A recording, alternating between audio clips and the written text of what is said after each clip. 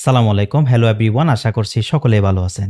আজকে আমরা কথা বলব গত কয়েকদিন আগে মিয়া একটা টক শোতে তার কথাবার্তা বলেছে। সে টক শো যখন চলাকালীন তার ফ্যামিলি নিয়ে যখন কথা হচ্ছিল, তখন গ্লাসের একটা ইফেক্ট আমরা ট্যাক্স সহকারে দেখতে পেয়েছি। তো সেটা আজকে আমি হুবহু এই ইফেক্টটা এপ্লাই করে দেখাবো ভিডিওতে এবং এটা কিভাবে করব সেটা Adobe Premiere Pro দিয়ে করে দেখাবো।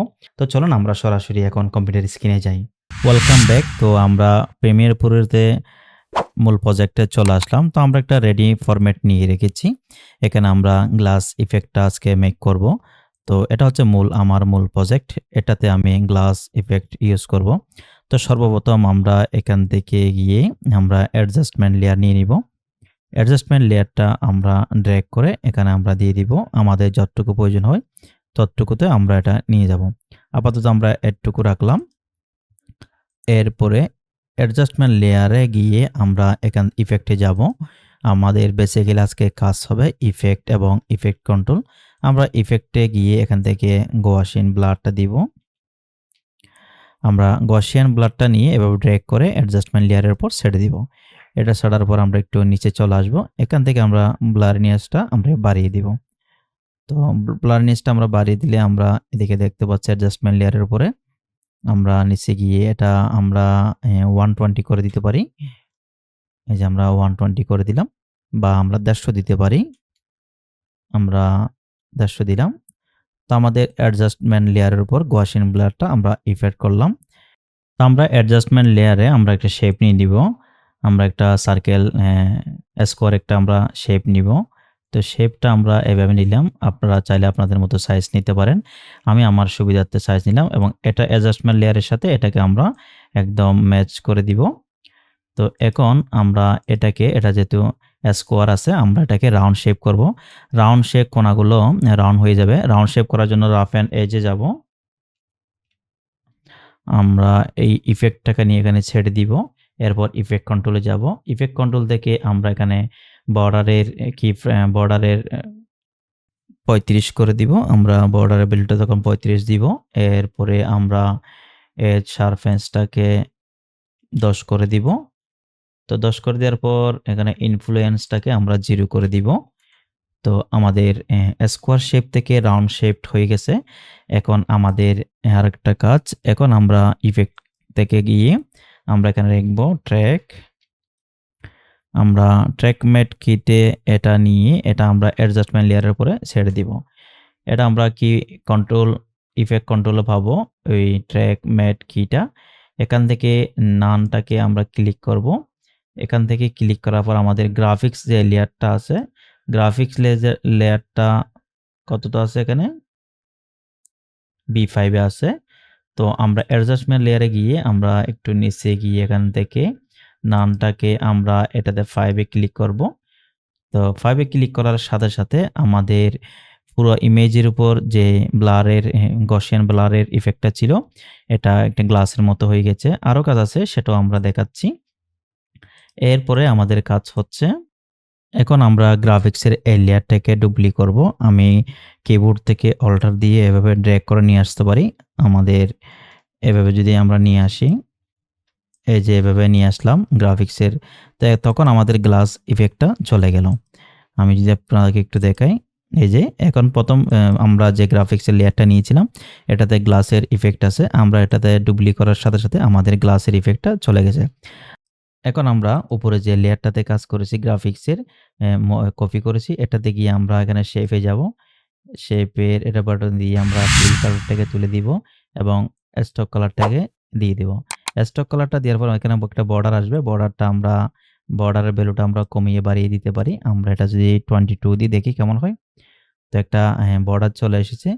এবার আমাদের কাজ হচ্ছে এখানে আমরা চাইলে আরেকটা কাজ করতে পারি। সেটা হচ্ছে আমরা এখান থেকে পেন টুলটা নিয়ে আমরা এটা নিয়ে এটা চাইলে আমরা এটা একটা নতুন একটা শেপে রূপ দিতে পারি। এভাবে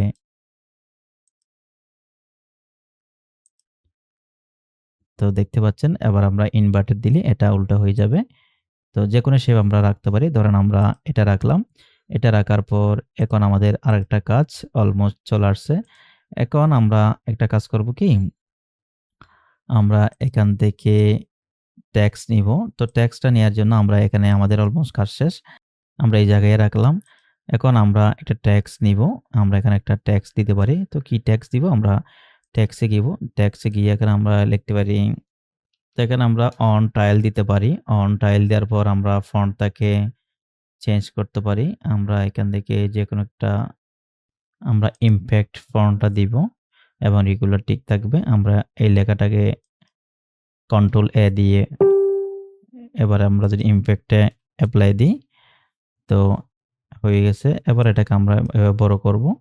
বড় করার পর আমরা টিটা বড় হাতের দিতে পারি বা ক্যাপিটাল লেটার দিতে পারি।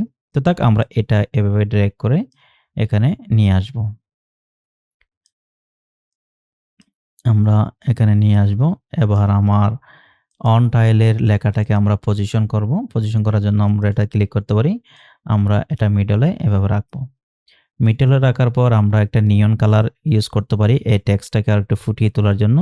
তো এটা করার জন্য আমাকে এটা আমরা সেম কিবোর্ড থেকে অল্টা দিয়ে ডুপ্লি করব। আমরা এটা ডুপ্লি করার পর আমরা অন টায়ার এই উপরের লেয়ারটাকে এদিকে সাইড করে নিয়ে আসব। এবার এটাতে আমরা কি করব? আমরা টেক্সটে অন টায়ারে গিয়ে নিচে যাব।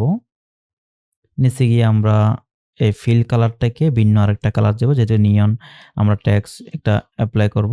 এটা দেওয়ার পর এবার আমরা গোয়াশিয়ান ব্লাডটাকে এটাতে ছেড়ে দিব। এবার আমরা নিচে যাব, গোয়াশিয়ান ব্লাডটা আমরা খুঁজবো। এখান থেকে খুঁজে আমরা ব্লারিয়ান্সটা একটু বাড়িয়ে দিব। আমরা এটা একটু বাড়িয়ে দিলাম লেখার উপর।